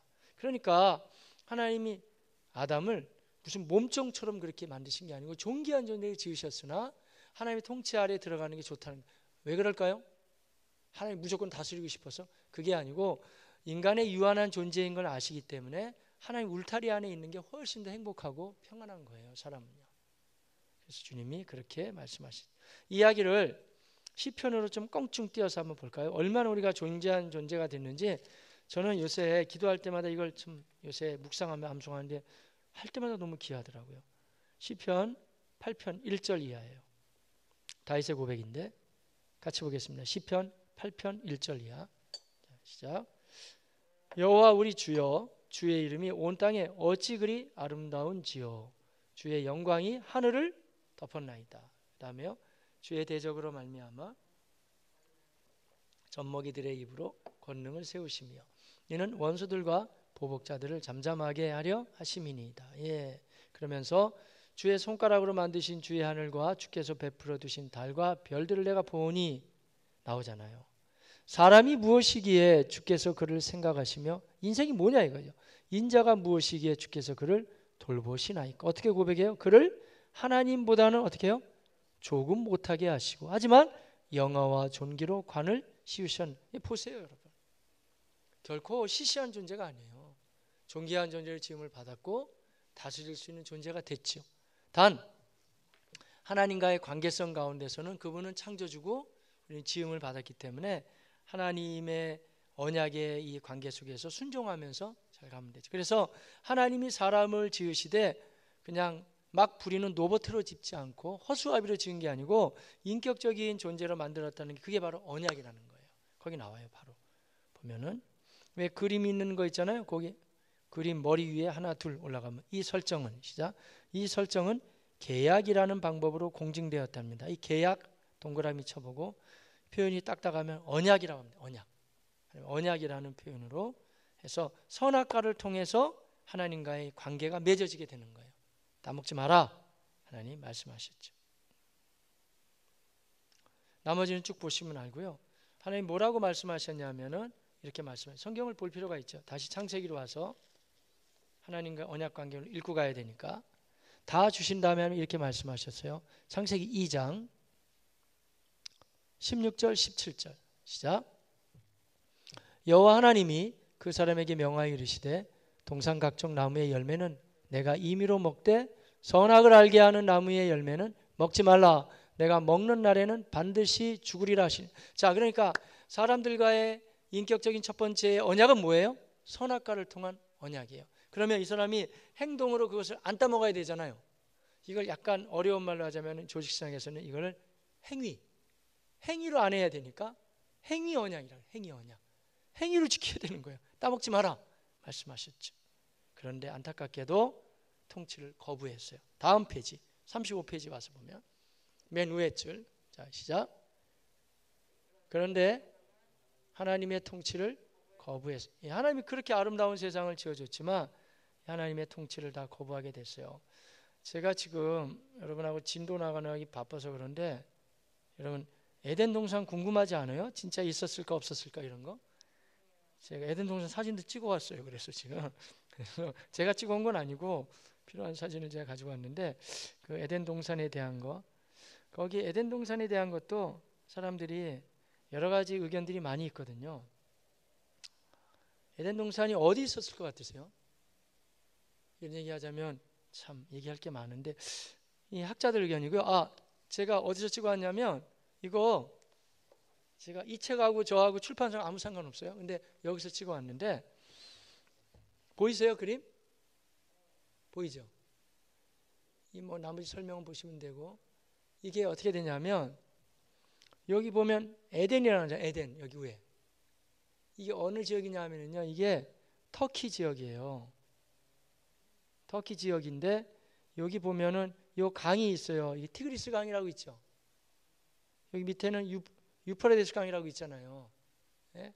근데 성경에 보면은 이 창세기 유프라데스 강 이런 건 나오지만 다른 강들 거기에 대한 거는 이 속에 잘 들지는 않는데요. 기온 강이라든지 뭐 이런 거지 비송 강이라든지. 근데 대부분의 고고학자들이나 구약학자들은 요쯤에 에덴 동산이 있었다고 많이 보고는 있어요. 그래서 어디를 보냐면은 요 터키 근경의 요 위에 쪽이었든지 아니면은 요 밑에 쪽 이라크거든. 이라크 근경이든지 양쪽이 다 이제 비옥하단 말이죠. 그래서 요쯤이 아마 에덴 동산의 흔적이 아니겠는가라고 봐요. 이건 뭐 중요한 건 아니니까. 그렇지만 우리 궁금할 수는 있죠. 우리 어린 자녀들 자꾸 물어보잖아요. 에덴 동산 있느냐, 어디에 있었느냐. 근데 이쯤 보면 되고요. 그리고 그 외에도 미안해요. 하나 또 있는데 이거 못 찾겠네. 제게 아니어서 한번 찾아주실래요? 예. 왜냐하면 제가 에덴 동산의 풍경을 그 터키 지역을 찍어 오신 분이 계시더라고요. 제가 찾아봤어요. 근데 알로나라는 지역인데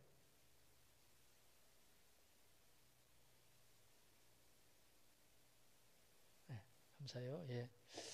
그 지역인데 아마 제가 글씨까지 넘었어요. 이건 제가 하는 글씨예요. 이게 에덴 동산이었다가 추측되는 터키 동부의 알로나가 아니고 엘라지네. 엘라지라고 하는 지역인데 요 약간 비슷해요. 왠지 분위기 에덴 동산 같다고 보는 사람도 있고요. 그리고 이죠. 그러면 하나 더 있더라고요. 어때요? 좀 분위기가 아닌 것 같아요? 아마 이쪽 지역이 굉장히 풍부하지 않았을까라고 보기도 하죠. 근데 지금은 이제 흔적은 없지만 아마 근동지방 그쪽에서 시작되지 않았나 그렇게 보죠. 자, 그래서 하여간 하나님의 통치를 이 사람들이 이제 거부하게 되고요. 그래서 이런 안타까운 점들이 이제 생기게 되죠. 자, 그런데 그 얘기 한번 볼게요. 35페이지 위에 시작. 아담은 하나님의 통치를 어떻게 해요?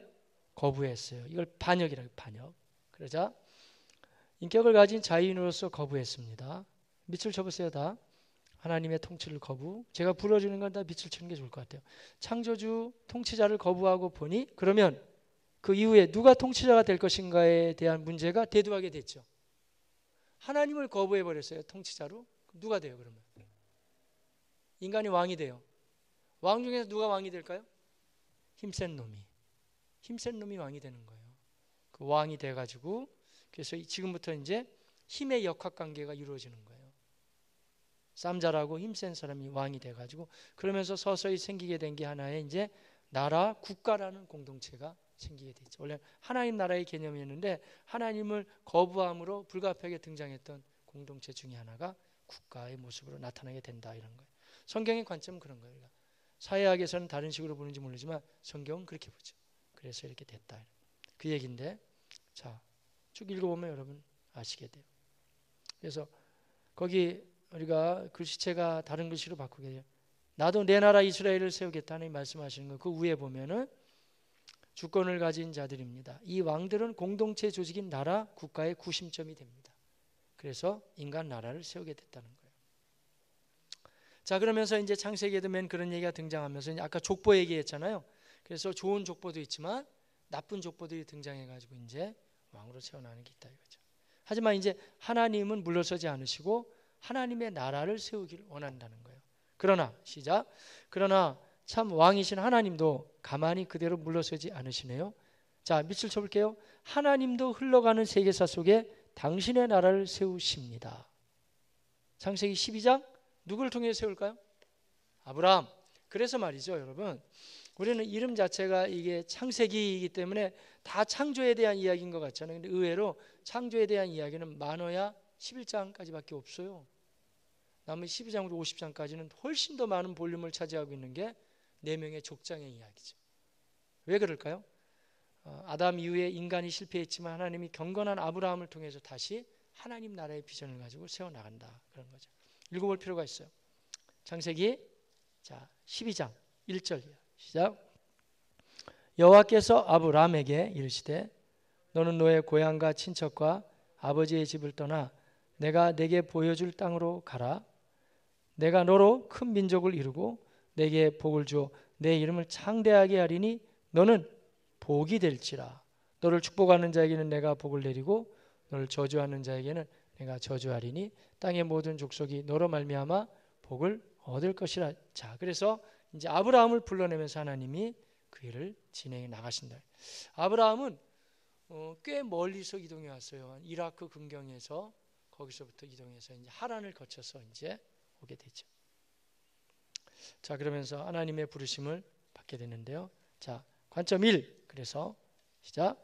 성경은 누가 왕이냐를 다룬 싸움의 이야기다 이거예요.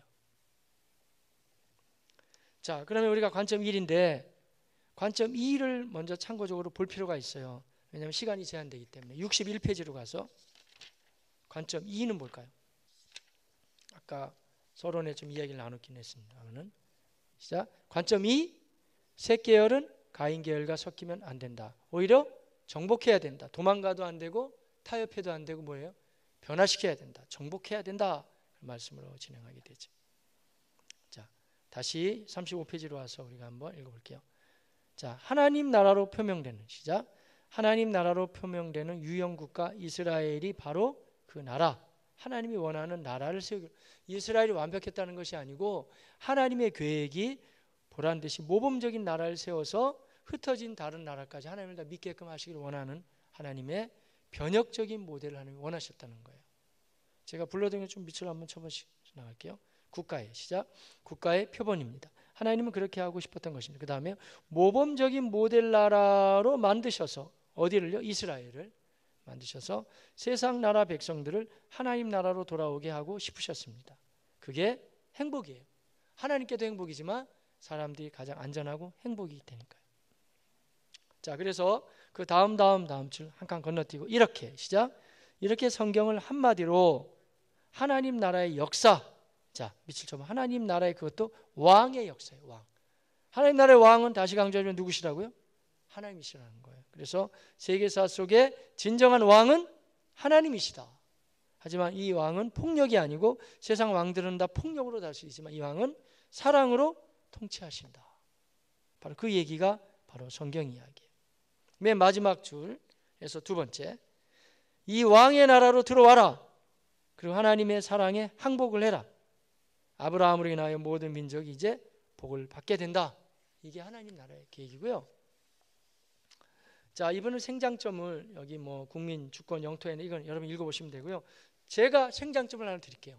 저는 생장점을 갈라디아서에서 볼게요. 갈라디아서에서 신약성경 갈라디아서.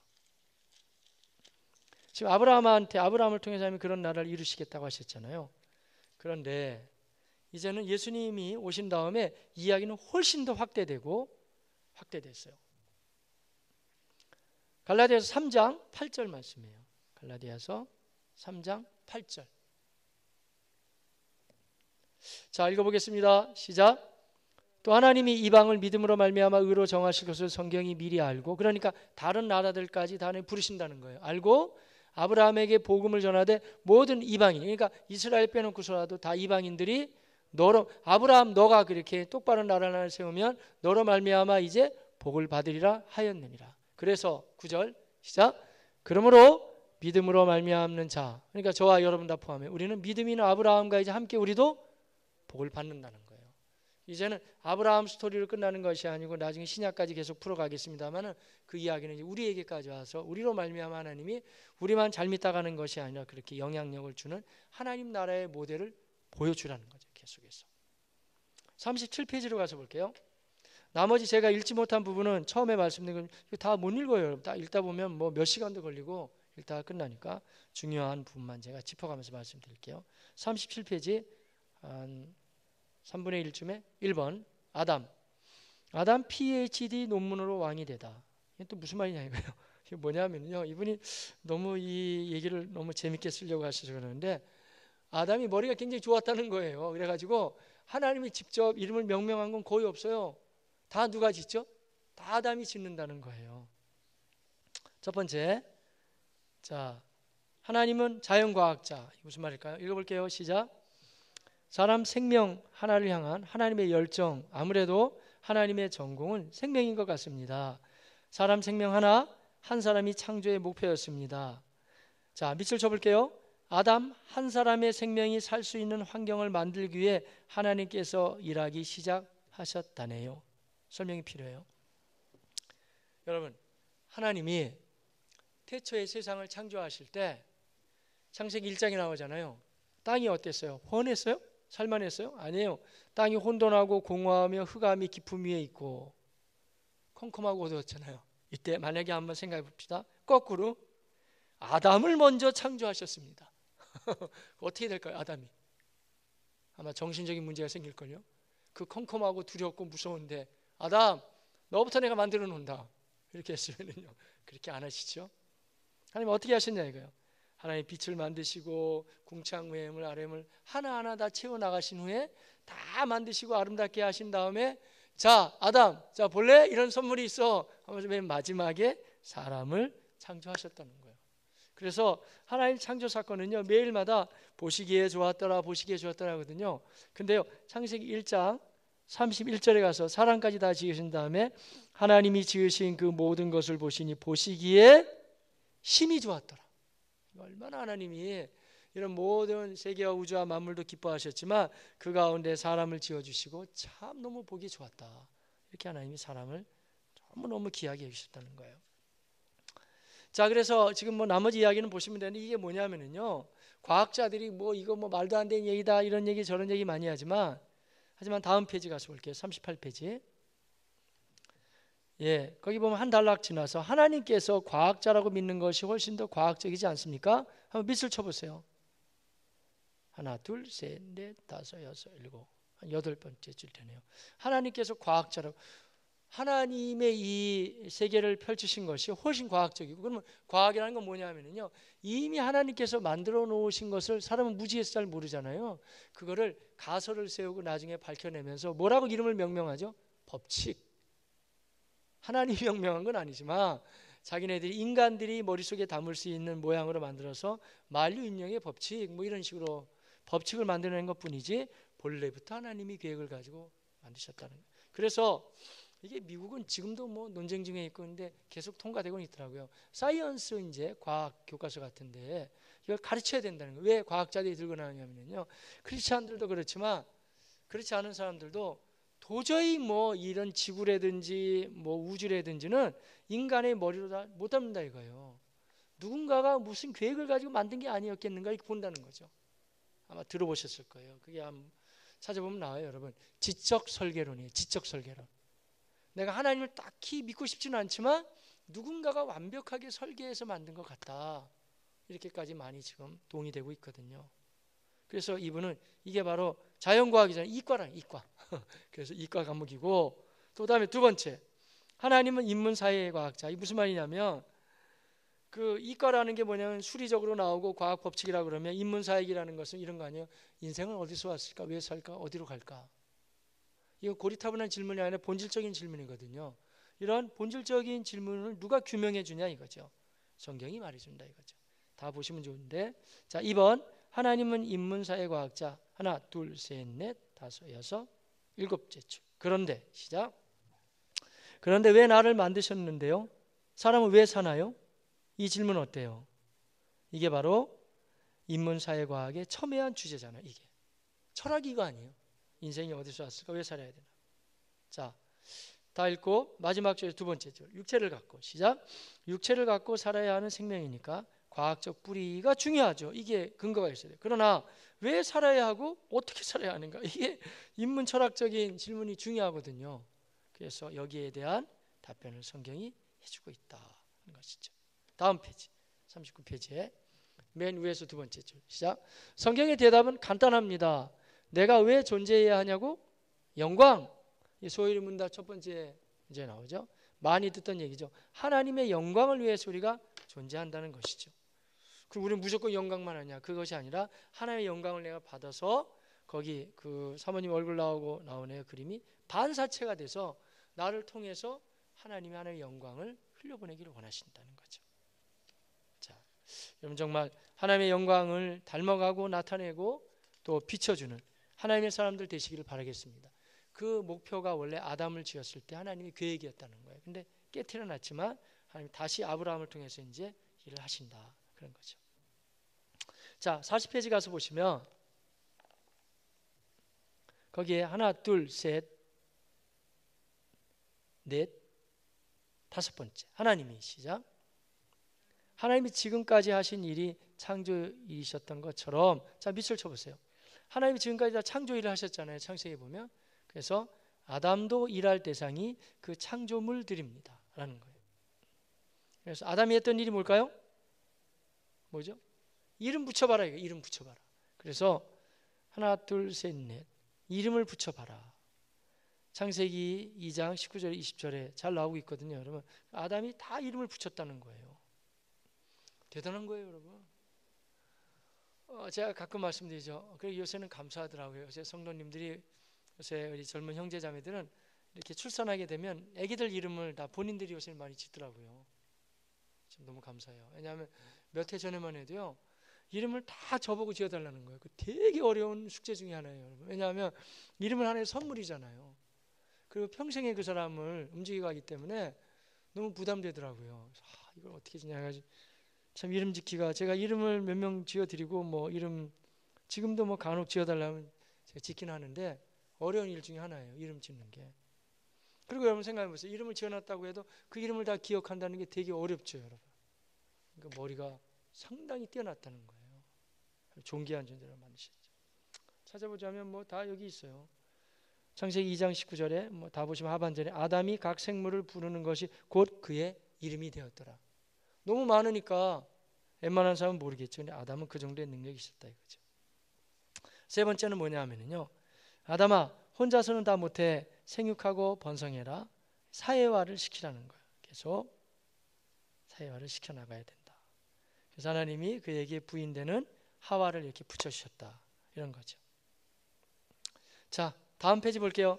41페이지에 보면 쭉 보시면 뭐 다 볼 수는 없어요. 맨 마지막 단락쯤 되겠네. 밑에서 보는 게 빠르겠네. 밑에서 하나, 둘, 셋, 넷, 다섯, 여섯, 일곱, 여덟, 아홉 줄. 정말 인간은 시작. 정말 인간은 오늘까지 이런 개념을 다루면서 문명화되온 게 맞습니다. 사람은 소위 만물의 영장이요 왕인 것 맞죠. 그러나 하나님과의 관계 속에서는 하나님을 섬겨야 되죠. 성경의 처음 주제는 뭐예요? 자, 밑줄 쳐볼게요. 시작. 성경의 처음 주제는 내 형상 아담아, 너는 PhD 논문 써내듯이 내가 만든 우주 만물을 하나하나 연구하고 정의를 내리고 관리하고 사랑으로 다스릴 수 있는, 누가 그렇게 했으니까요? 하나님이 그렇게 하셨으니까 너도 그렇게 왕이 되어야 한다. 그러니까 하나님을 섬기는 왕이죠. 말하자면 다스리는 권세를 내가 주겠다. 이게 맞다는 거예요. 하나님이 하시기를 원하셨죠. 자, 다음 페이지 넘어가세요. 두 번째, 이 선악과. 그렇지만 너가 다 다스리고 이름도 명명할 수 있지만 진짜 왕은 누구라는 거예요? 나다, 하나님이다, 이렇게 말씀해 주셨죠. 자, 오늘도 역시 우리 목표는 못 나간 것 같은데, 제가 다 나가려고 했는데 다음 주에 좀 다뤄야 될 것 같고요. 하지만 이 시간에 마무리하기 전에 한 가지 볼 게 있어요. 왜냐하면 흐름 가운데 꼭 봐야 될 건데, 아까 제가 창출, 민수, 삿사왕, 대나르의 흐름이라고 그랬죠. 그 못지않게 이 저자가 이번에 개정판을 쓰면서 중요시 다루고 있는 게, 본인은 여기에 역점을 둔 것 같더라고요. 저는 120페이지를 보고 오늘 이야기는 좀 마무리하고 다음 주에 계속 연결시킬게요. 제가 왔다 갔다 하면서 보기 때문에 오늘 진도 여기 우리가 목표한 양을 못 나갔지만 또 미리 당겨서 제가 창출민수 삿사왕도 했고 오늘 얘기하기 때문에 사실 많이 나간 것도 돼요. 그러니까 다음 주에 또 맞이할게요. 120페이지 볼게요. 시작. 구약 목록 이야기로 확 꿰뚫어라. 나오죠? 빨간색으로. 읽어볼게요. 12가지인데 시작. 구약 목록 이야기로 확 꿰뚫어라. 두 번째, 아담 PhD 논문으로 왕 되다. 오늘 나눴고요. 다음에 지금 나누려다 이제 여기까지 멈춰 세웠는데, 세 번째, 그렇지만 진짜 왕은 나다. 네 번째, 세계사 속에 내 나라 이스라엘을 세우겠다. 다섯 번째, 국민을 만들었으니 법도 제정하고 영토를 주겠다. 출애굽기 말씀이에요. 여섯 번째는 모델이 되라고 나라를 만들었는데 츠츠츠 엉망이구나. 이게 여호수아 사사기 얘기고요. 하지만 다음에 일곱 번째, 그런데 다윗 너는 내 마음에 합한 모델. 이게 다 흐름이에요. 그냥 창출, 민수, 삿사왕 하면 딱딱하니까 이 흐름으로 문장으로 만들었다는 거죠. 자, 그 다음에 여덟 번째, 다윗의 길로 안 가고 여로보암의 길, 아합의 길로 가는 왕들아. 아홉 번째, 내가 예언하는데 너희는 결국 아수르 바벨론에게 망한다. 이게 아까 선지자들 얘기잖아요. 열 번째, 그렇다고 너 바벨론 의시되지 마라. 너도 결국은 망한다. 11번째, 그런데 예루살렘 성전은 재건되고 성경 공부 부흥이 일어나는 것을 보라. 다음에 12번째, 앞으로 하나님 나라가 가까이 올 것은 예감이 들지 않는가? 이러면서 구약이 끝난다는 거예요. 그래서 이것까지 다 외우시라고 하면 좀 너무 부담이 되시려나요? 이건 그냥 다 외우기는 어렵지만 계속 읽어보시게 되면 이 흐름을 찾게 된다면 구약 전체 창출, 민수, 삿사왕은 이제 성경책으로 흐름이라면 구약 목록 이야기로 꽉 돌아가면 쭉 나간다면 이거는 이야기체로 흐름을 잡을 수 있기 때문에 유익하죠. 그래서 120페이지에 나오는 이 목록도 한번 좀 우리가 자꾸 반복하면서 보실 필요가 있습니다. 자, 오늘 여기까지 보고 다음 주까지 조금 더 해야 될 것 같아요. 그리고 이 앞에 부분이 사실 중요해서 제가 여러분 보고 그냥 각자 읽으라고 해도 되는데 이게 사실 흐름이거든요. 좀 더 나눠야 될 이야기가 있어요. 다음 주에 계속 나누겠고요. 자, 오늘 여기서 마무리하겠는데, 그래도 오늘 우리가 나눈 내용 중에서 본인 마음에 좀 다가온 내용을 같이 나누고 기도하고 마칠게요. 한번 나눠보겠어요? 아니, 혼자 계시는 분은 혼자라도 내가 오늘 우리 최 목사님하고 무슨 이야기를 나눴지 한번 생각해 보시면서, 그리고 제가 말씀드리는 거나 밑줄을 치라고 하시는 거는요, 책에다가 메모도 하시고 또 적기도 하시고 그러면 나중에 좀 도움이 되실 것 같아요.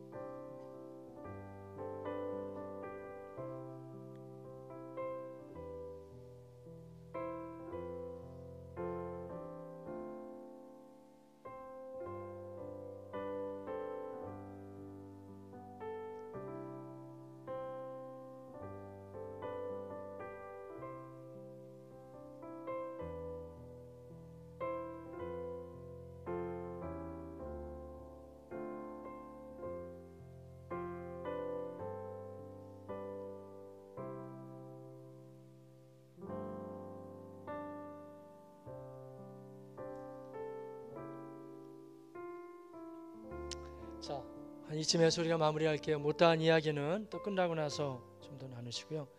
자, 오늘 우리가 이런 얘기를 나눴죠. 하나님 나라에 대한 관점을 가지고 구약의 전반적인 흐름을 제가 잠시 말씀드렸어요. 어때요, 여러분? 구약이나 신약이나 오늘 우리에게 같이 나눈 것처럼 역사의 한복판에서 진행된 이야기였잖아요. 그 가운데 우리가 하나님을 경험하게 되고 또 예언으로 나아간다, 그런 말씀이었고, 이제 마지막 남아있는 우리 주 예수 그리스도 오신다는 말씀은 남아있고요. 그 가운데 이제 아까 비중면에서 보신 것처럼 지금 여전히 우리는 주의 말씀을 붙잡고 하나님을 많이 경험하고 체험하고 또 주님의 은혜를 경험하는 가운데 진행해 나가면 됩니다.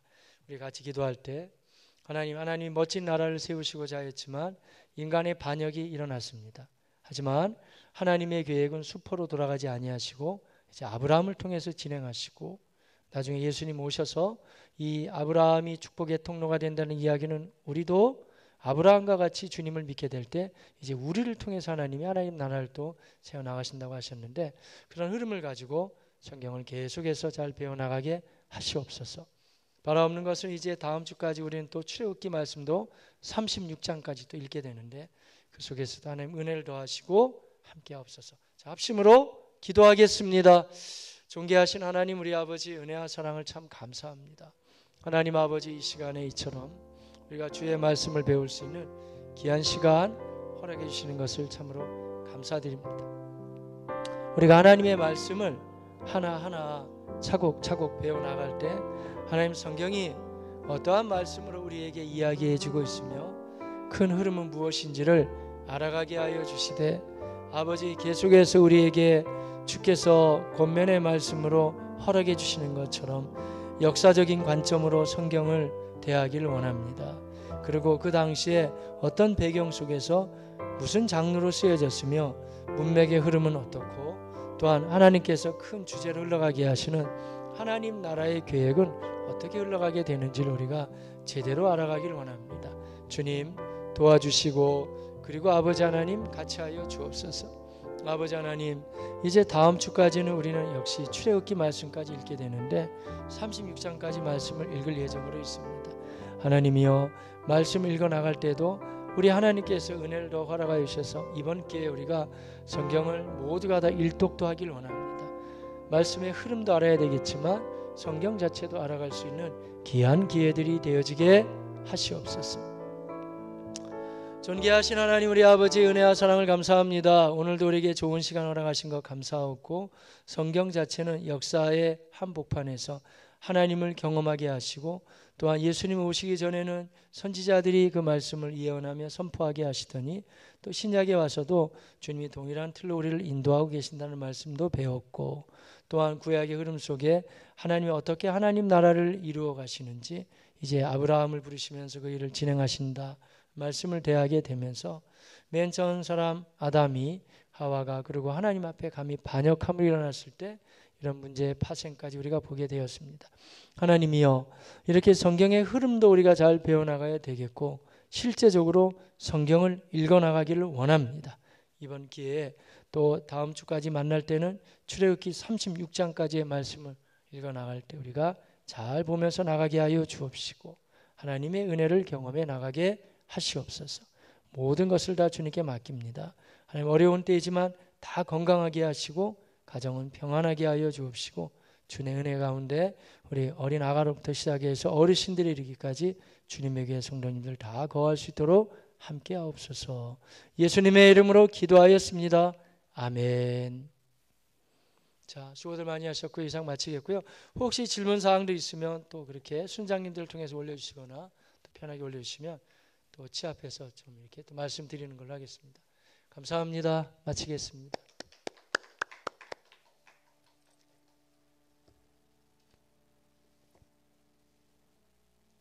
예, 수고 많으셨습니다.